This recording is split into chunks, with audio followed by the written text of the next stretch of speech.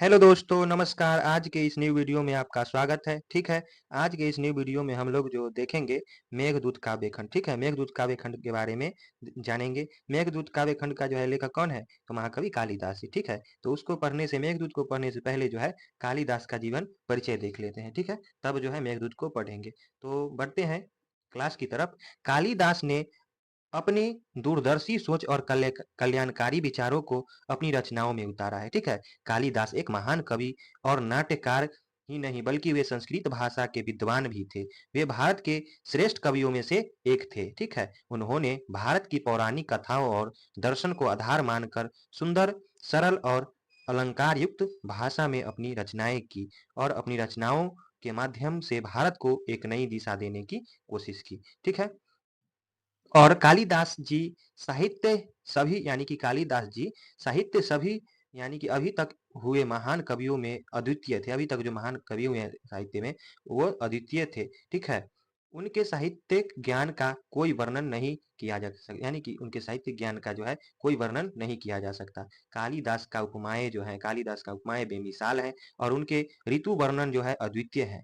मानो कि संगीत कालिदास जी के साहित्य के मुख्य अंग है, ठीक है? यानी कि वो जो लिखते हैं साहित्य उसके मुख्य अंग है क्या? तो संगीत। इसके साथ ही उन्होंने अपने साहित्य में जो है रस का इस तरह सृजन किया है जिसकी यानी कि इस तरह जो है सृजन किया है रस का जिसकी जितनी प्रशंसा की जाए बहुत कम है, ठीक है? श्रृंगार रस को जो है उन्होंने यानी श्रृंगार रस को उन्होंने अपनी कृतियों में इस तरह डाला है मानो कि पाठकों में भाव अपने आप जागृत हो जाए।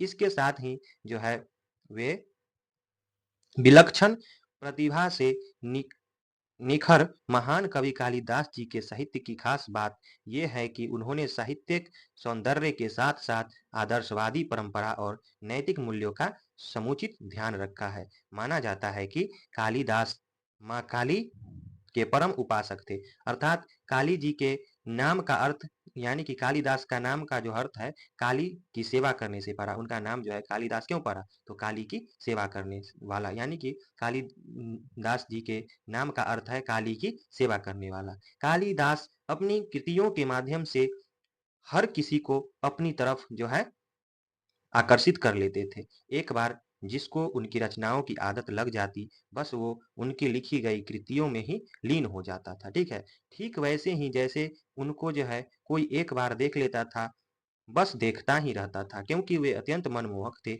इसके साथ ही वे राजा विक्रमादित्य के दरबार में जो है 9वें रत्न के थे, ठीक है? यानी कि वे जो है किस राजा के? तो विक्रमादित्य के दरबार में जो है 9 रत्नों में से एक रत्न थे, ठीक है? वो कालिदास जी।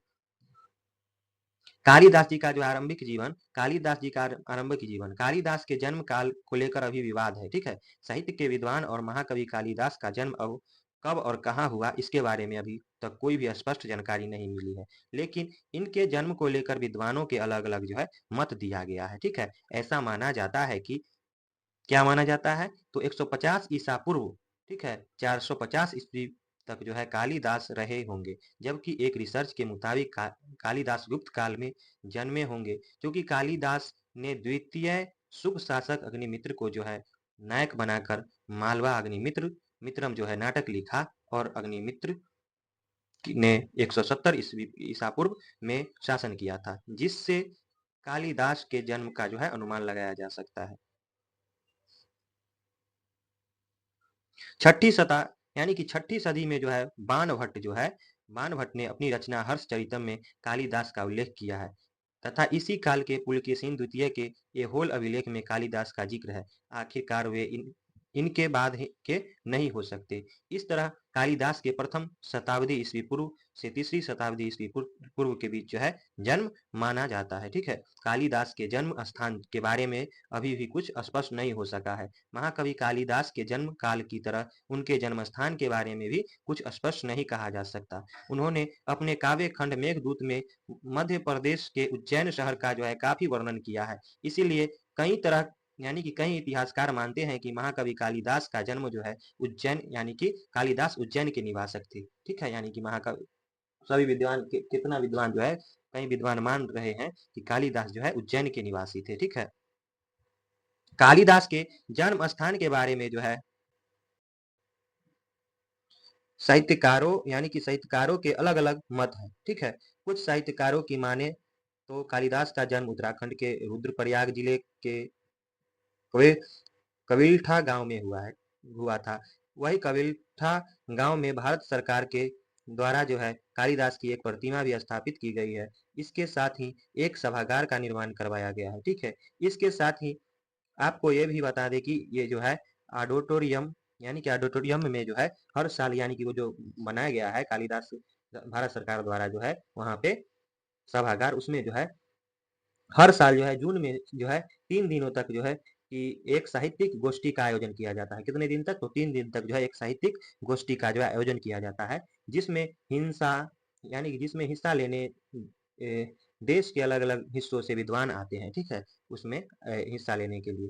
कालिदास की छवि अधिक सुंदर और मनमोहक थी। वे हर किसी को जो है अपनी तरफ आकर्षित कर लेते थे। इसके साथ ही वे राजा विक्रमादित्य के दरबार में जो है 9 रत्नों में से एक रत्न थे। कालिदास के यानी कि कालिदास जी के बारे में यह भी कहा जाता है कि वे बचपन में बहुत अनपढ़ थे। उन्होंने उन्होंने चीज़ों की समझ यानी कि उनके पास जो है चीज़ों की समझ नहीं थी, ठीक है? उन्हें चीज़ों की समझ नहीं थी, लेकिन बाद में वे साहित्य के विद्वान हो गए और उन्हें हिंदी साहित्य के महान कवि का दर्जा मिला। कालिदास का जो है राजकुमारी विद्योत्तमा से विवाह हुआ फिर, ठीक है? महाकवि जो है और दार्शनिक कालिदास की शादी संयोग से राजकुमारी विद्योत्तमा से जो हुई, जो कि बेहद गरीब परिवार से वास्ता रखती थी, ठीक है? महान कवि जो है महान कवि और दार्शनिक कालिदास की शादी संयोग से जो है राजकुमारी विद्योत्तमा से हुई, जो बेहद गरीब परिवार से वास्ता रखती थी। ऐसा कहा जाता है कि राजकुमारी विद्योत्तमा ने प्रतिज्ञा ली थी कि क्या प्रतिज्ञा ली थी? कि जो भी उन्हें अर्थशास्त्र यानी कि शास्त्रार्थ में जो है हरा देगा, वे उसी के साथ शादी करेगी। जब विद्योत्तमा ने शास्त्रार्थ में सभी विद्वानों को हरा दिया, तो अपमान से दुखी होकर इसका बदला लेने के लिए जो है छल से कुछ विद्वानों ने कालिदास से जो है यानी कि कालिदास तो मूर्ख थे, लेकिन छल से जो है कालिदास से जो है विद्योत्तमा का शास्त्रार्थ करवाया और उनका विवाह राजकुमारी विद्योत्तमा से करवाया, ठीक है? आपको यह बता दें कि शास्त्रार्थ का परीक्षण के लिए राजकुमारी विद्योत्तमा मौन शब्दावली में गूढ़ प्रश्न पूछती थी, जिससे कालिदास अपनी बुद्धि से जो है मौन संकेत से ही जवाब देते थे, ठीक है? यानी कि वो जो है कौन? तो राजकुमारी विद्योत्तमा मौन शब्दावली में जो है प्रश्न पूछा करती थी, जिसे कालिदास जो है बुद्धि से जो है मौन संकेतों में से यानी कि मौन व्रत से यहाँ बोला नहीं जाता था, ठीक है? मौन संकेतों से ही जवाब देते थे। विद्योत्तमा को लगता था कि कालिदास गूढ़ प्रश्न का जो है गूढ़ जवाब दे रहे हैं। उदाहरण के लिए जो है विद्योत्तमा ने जो है प्रश्न में जो है प्रश्न के रूप में खुला हाथ दिखाया, ठीक है? तो कालिदास को लगा कि वह थप्पड़ मारने की धमकी दे रही है, इसीलिए उसके जवाब में उन्होंने घूंसा दिखा दिया। तब विद्योत्तमा को लगा कि कालिदास कह रहे हैं कि पांचों इंद्री भले ही अलग हो, सभी हल अलग हो पांचों इंद्री, लेकिन सभी एक ही मन के द्वारा संचालित है, ठीक है? इससे प्रभावित होकर राजकुमारी विद्योत्तमा ने कालिदास से शादी करने के लिए हामी भर दी और उन्हें अपने पति के रूप में स्वीकार कर लिया। विद्योत्तमा की धिक्कार के बाद कालिदास बने महान कवि, ठीक? यानी कि बाद में जो है विद्योत्तमा को पता चला कि ये तो मूर्ख है। कुछ दिनों बाद जब राजकुमारी विद्योत्तमा को जब कालिदास के मंद बुद्धि का पता चला, तो वे अत्यंत दुखी हुई और कालिदास जी को धिक्कारा, ठीक है? और यह कहकर घर से निकाल दिया कि जब सच्चे पंडित बने बिना घर वापस नहीं आना।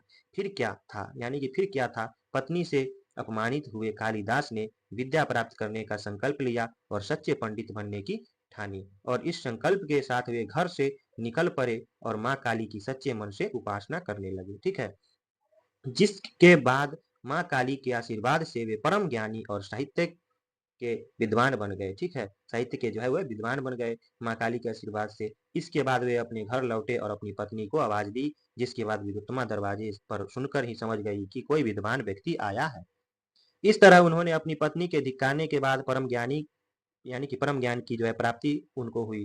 किसको? तो कालिदास को, और वे महान कवि बने गए, ठीक है? आज उनकी गणना दुनिया के सर्वश्रेष्ठ कवियों में की जाने लगी।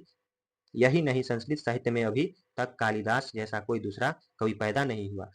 महाकवि कालिदास जी की जो है कुछ रचनाएं हैं। कालिदास ने अपनी दूरदर्शी सोच और विलक्षण बुद्धि से जो रचनाएं लिखी हैं, उनकी बदौलत उनकी गणना दुनिया के सर्वश्रेष्ठ कवियों और नाटकारों में होती है। उनकी रचनाओं का साहित्य के साथ साथ ऐतिहासिक महत्व भी है। उनके रचनाओं की लंबी लिस्ट है, लेकिन कालिदास को उनकी जो है 7 रचनाओं की वजह से सबसे ज्यादा ख्याति मिली है। रचनाएं इस प्रकार है, 7 यानी कि उनको जो है 7 रचना से जो है ख्याति मिली है।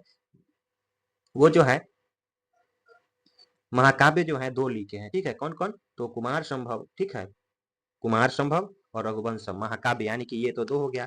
फिर काव्य खंड जो है मेघदूत और ऋतु संहार, जो हम लोगों को जो है सेकेंड सेमेस्टर में जो है मेघदूत पढ़ना है, ठीक है।